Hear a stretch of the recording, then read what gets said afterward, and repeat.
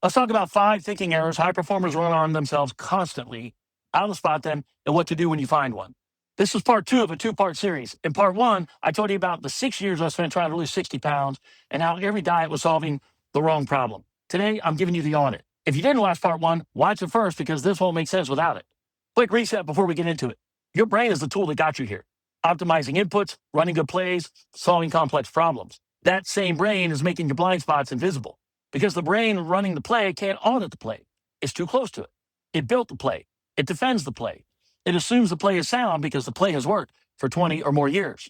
The plays that work for a 30-year-old building a career are not the plays that work for a 45-year-old who's already built one. And the thinking that got you here is often the thinking keeping you stuck. This audit isn't about better effort. It's about putting your own thinking on the table and looking at it from the outside. That's harder than it sounds because most guys never do it. Here are 5 places to start. Thinking error number 1, treating the symptom as the problem. We covered this in part 1. Quick recap. You're solving for what's visible: the weight, the job, the argument, the bad quarter, the flat relationship. The visible thing is rarely the actual problem. It's the smoke. The fire is somewhere else. Here's the tell. If you try multiple solutions over multiple years and nothing stuck, then you're solving the wrong problem. Repetition is the data. The question isn't what's a better solution. It's what is this symptom actually telling me? For me, the food was telling me I was tolerating a life I didn't want to look at. The weight wasn't the problem. The toleration was. Once I dealt with the toleration, the weight became a side effect of better living instead of a project I kept failing at. Thinking error number 2, inherited definitions you never audited. You have definitions running your life that you never actually chose. Definitions of success, of responsibility, of what a good husband looks like, a good father, a real career, a worthwhile life. You absorb them between ages 10 and 25 from your father, coaches, your industry, your generation. But you're 45 now, still running 20-year-old definitions on a life that's evolved past them. This is where identity fusion starts. You didn't choose the definition, you inherited it. Then you built your whole identity on top of it. And now questioning the definition feels like you're questioning yourself, which is why most guys never do it. We don't want to peek behind the curtain. Here's the tell. If you're doing something because it's what you're supposed to do and you can't articulate why, that's an inherited definition running you. Hold it up. Ask if it still fits the man you actually are. If it does, keep it. If it doesn't, replace it with something you chose. Most guys never do this.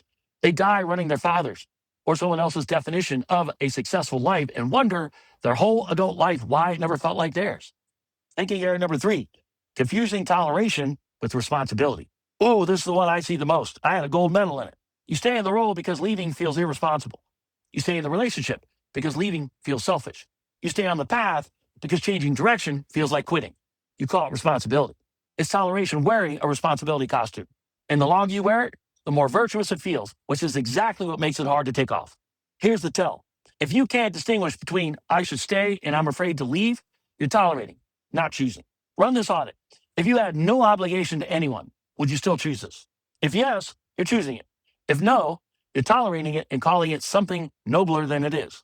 Here's the mindfuck. Choosing and tolerating produce identical behavior on the surface. They produce completely different lives over a decade. 2 more. But first, a quick note. I have a free resource that walks through the full set of these errors. Okay, not theory, not some bullshit journaling or other exercises, tools. The link is in the description. If this video is landing, that's where to take the next step. This video gives you the framework. The resource gives you the instruments to run it on your own life. Now back to it. Thinking error number 4, optimizing what you should be questioning. You're a builder. Optimization is the default move. It's why you're good at what you do. But some things in your life don't need optimization. They need interrogation. You don't need a better morning routine. You need to ask yourself why your mornings feel like something to survive. You don't need a better calendar system. You need to ask why your calendar is full of things you don't actually want to do. You don't need a more efficient commute. You need to ask why you're commuting to a job you've outgrown. Here's the tell.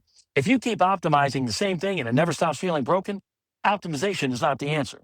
The thing itself is the question. Optimization is comfortable because it lets you stay busy without forcing a decision. Interrogation forces decisions. That's why most guys avoid it. Thinking error number 5, identity fused to role. I know this one quite well.